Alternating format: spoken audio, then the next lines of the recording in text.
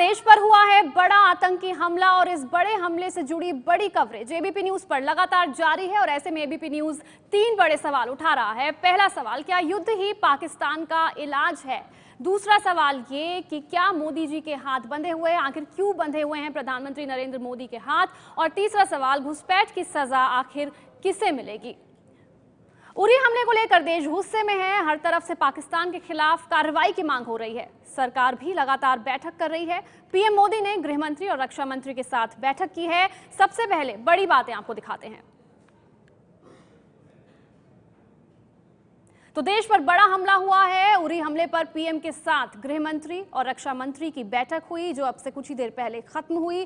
पाकिस्तान को सौंपे जाएंगे उरी हमले के सबूत। सूत्रों के हवाले से खबर आ रही है कि पाकिस्तान को भारत सबूत सौंपेगा।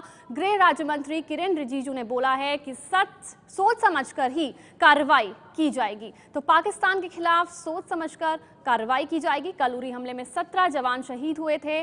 4 आतंकी भी जवाबी कार्रवाई में मारे गए थे। शहीदों के जो परिवार वाले हैं, उन्होंने सरकार से बदला लेने की मांग की है।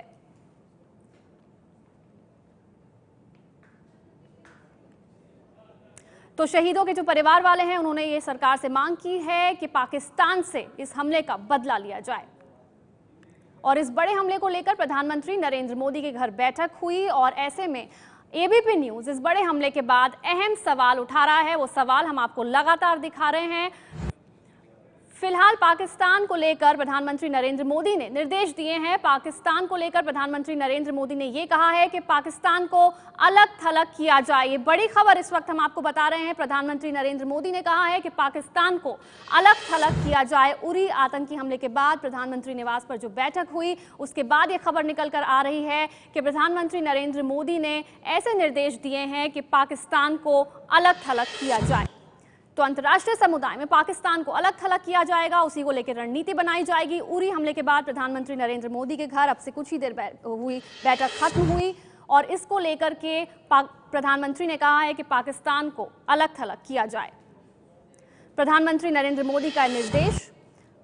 राजन सिंह हमारे संवाददाता फोन लाइन पर मौजूद है। राजन, क्या अपडेट है?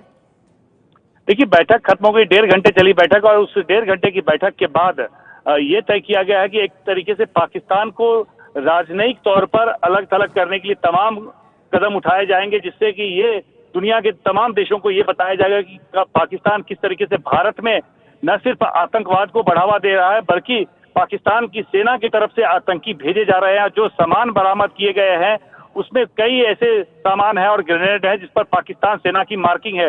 तो ये सबूत न सिर्फ पाकिस्तान को दिए जाएंगे, बल्कि दुनिया के उन तमाम देशों को बताया जाएगा कि किस तरीके से भारत में आतंकवाद को बढ़ावा दे रहा है पाकिस्तान।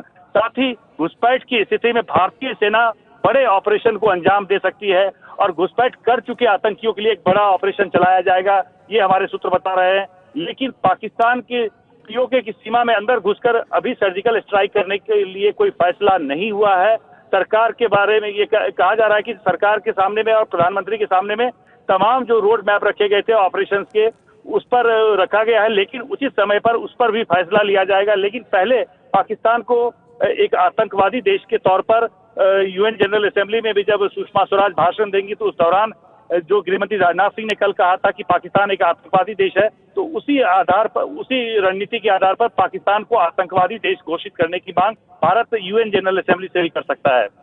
जी राजन, लेकिन आखिर किस तरह भारत दबाव बनाने में कामयाब होगा? क्योंकि जैसा आपने कहा, यूएन जनरल असेंबली का मौका है, सुषमा स्वराज वहां पर बोलेंगी। अमेरिका ने भी इस आतंकी हमले की निंदा की, यहां तक कि ब्रिटेन ने भी ये कहा कि वो इस लड़ाई में भारत के साथ खड़ा है। तो किस तरह के समर्थन की उम्मीद की जाए अंतर्राष्ट्रीय समुदाय से?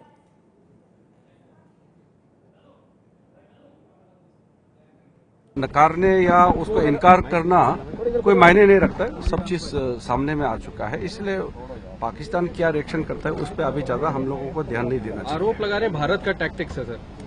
इसमें टैक्टिक्स देखिए, इसमें ज्यादा बयानबाजी नहीं करना चाहिए।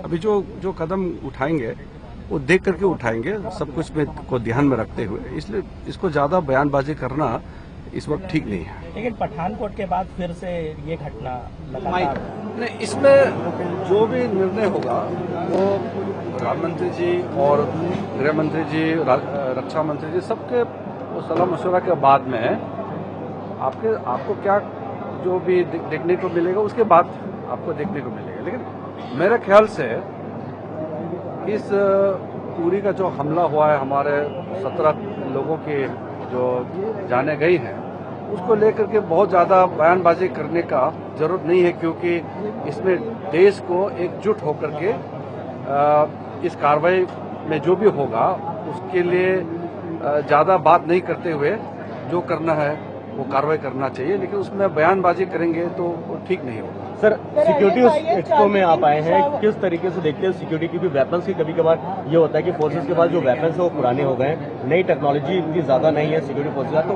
किस उम्मीद से करते हैं कि उन पुराने वेपन्स के साथ आप किसी सरहदों की सुरक्षा कर पाएंगे? आज का जो ये इंडिया इंटरनेशनल सिक्योरिटी एक्सपो है, ये बहुत